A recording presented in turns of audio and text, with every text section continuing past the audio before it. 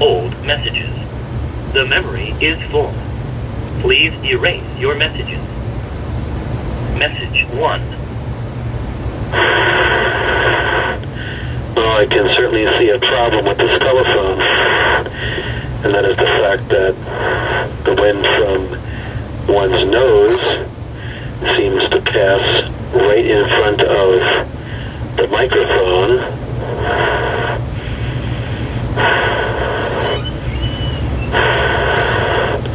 which is going to cause a wind noise freak show. Otherwise, I do like that. Message 2. This is take 2 because the first take got ruined because the message machine became the full and the memory ran out and it would no longer record. Anyways, what I was saying was that I do like how the microphone comes out into the front and it's right in front of where you're speaking, so you're speaking directly into it rather than into the side of it. I don't know how bad the wind noise is going to be. It could be pretty bad, but it sounds to me from the side tone that it's picking up quite nicely and very loudly. What I don't like about this handset is the ergonomics of what you hold is quite poor. I tend to hold, like if we were talking about a 2500 set, I tend to hold it towards the bottom. And on this handset, Message 3. And now this is take number 3, because it became full again. Inherently, I did not cancel enough messages. Now I've canceled them all, cancel all, cancel all. So hopefully they're fine. Anyways, what I was saying before it got cut off is that the ergonomics of this handset are kind of weird. There's nowhere to hold it really at the bottom because the handle stops about, maybe halfway down from the middle of the handset. And so I think for lengthy conversations, this handset may become uncomfortable to hold for extended periods of time, which is too bad because I think this handset picks up very nicely. I listened to the messages briefly, and it sounds like it picks up very, very nicely. So this likely will be a telephone that I use often, over and out. Message 4. Okay, this is the first official testing message on these General Electric X6 telephones. I'm going to depart from the studio now, and let's see if we lose any of the pippers off of the screen. So I am almost all the way across the room now. I am all the way across the room now, and it's still indicating 3 out of 3 pippers. So perhaps the range on these is pretty good. I can't imagine it's clipping out at all with 3 pippers still, but who knows. Okay, so that's good. Range seems to be just fine. Now I'll put it onto the speakerphone. Now it's on the speakerphone, so this will give you a comparison of the pickup volume on talk versus on speakerphone. Now I'm going to set the phone down onto the table. So, okay, the phone is sitting down on the table now, and I'm just noticing that the units are not quite flat, so it's not standing up by itself. How moronic is that? Is this for real? That's ridiculous. It barely stands up by itself. Well, it's standing up by itself now. And I'm speaking about a foot away from the telephone. I'm going to start moving back now. This is about 2 feet, 3 feet, and this is about the 4 foot mark away from the telephone. This is kind of where I determine if it's working here, then it's a pretty good phone. If it's not picking up here still, then it's speakerphone just kind of stinks. Okay, I'll keep going back. About 5 feet away, 6 feet away from the telephone, 7 feet away from the telephone, 8 feet away from the telephone, 9 feet away from the telephone, 10 feet away from the telephone. And now this is all the way across the room, just about 100 feet away from the telephone.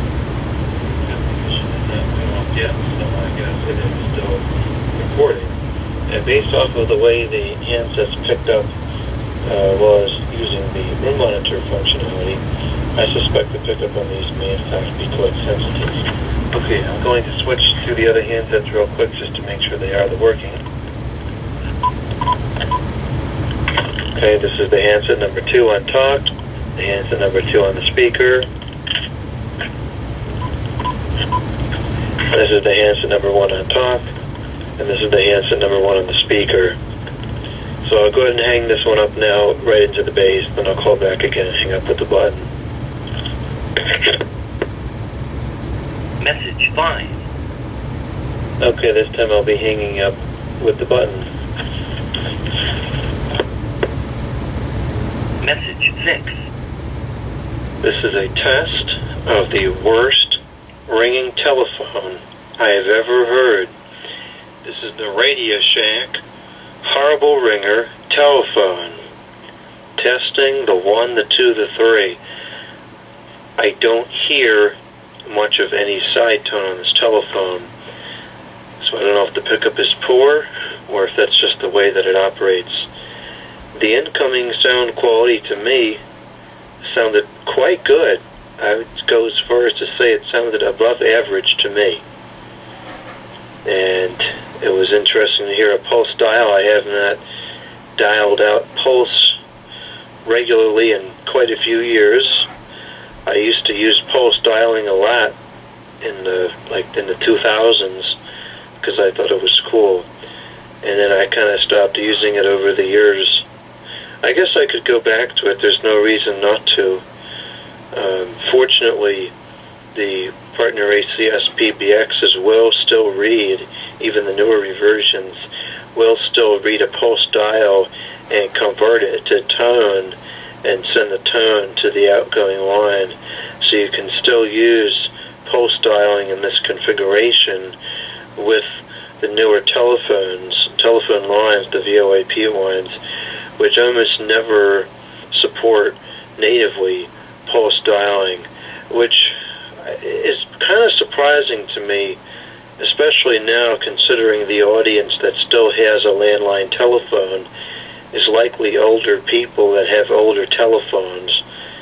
I guess it's just been long enough since rotary dial telephones have lost popularity that they don't expect anybody to have them anymore, and if they do happen to have one, they expect it to be replaced.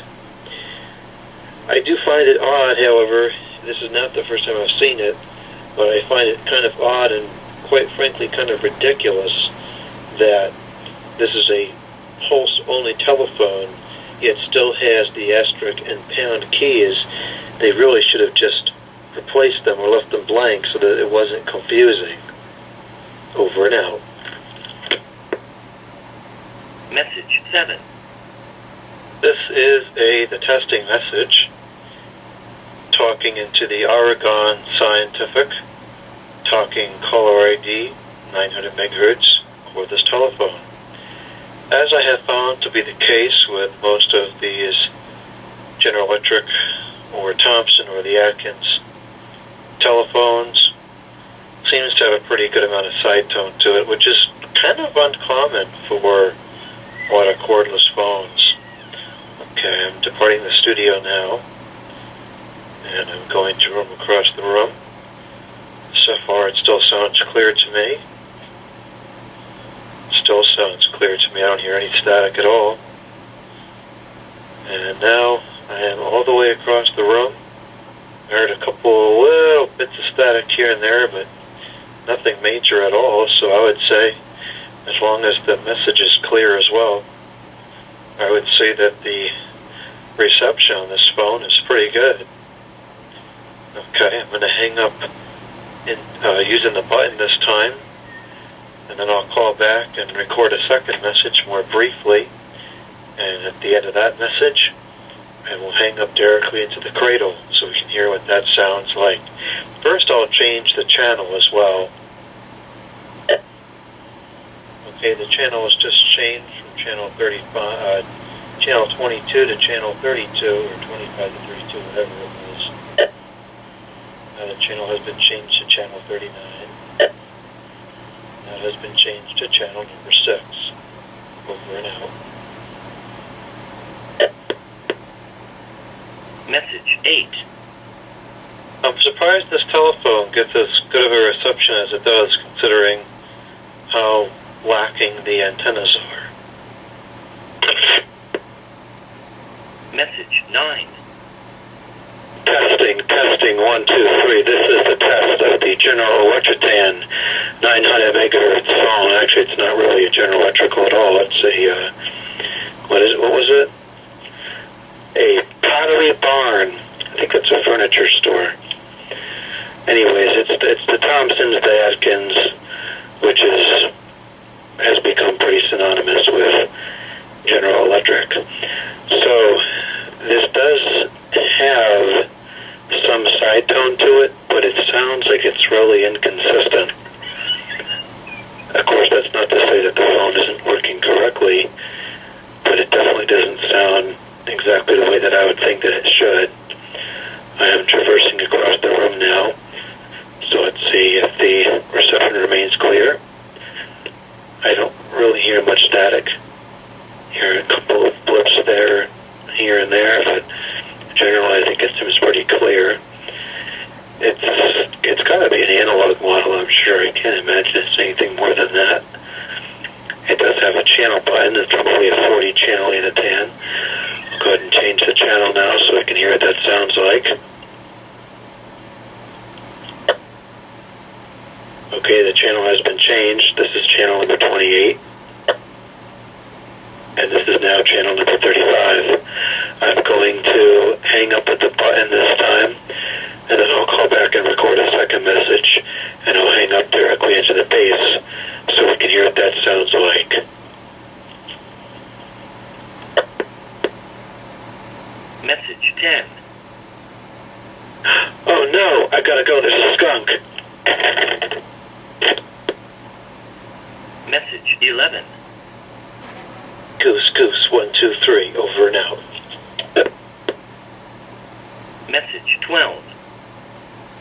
We are now testing the Uniden EXP7900 900 megahertz cordless telephone. This is a great telephone.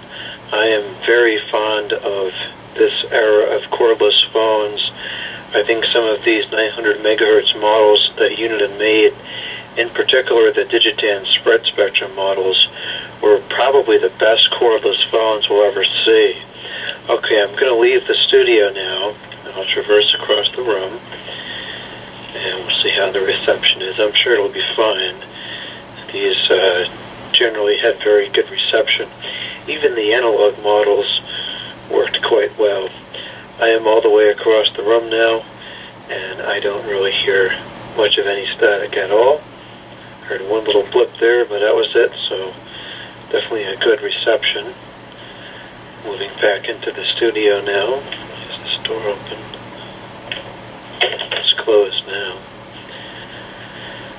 Okay, I'm back into the studio now.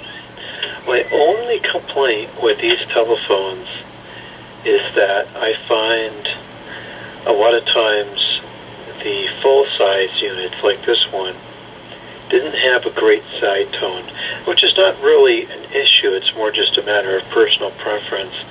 I've also noticed that they require you to speak a little bit louder. The pickup isn't quite as sensitive as I would prefer it to be. Also not really a problem, just a matter of my personal preference. A lot of the highly respected Panasonic telephones from the 5.8 gigahertz era. End of messages.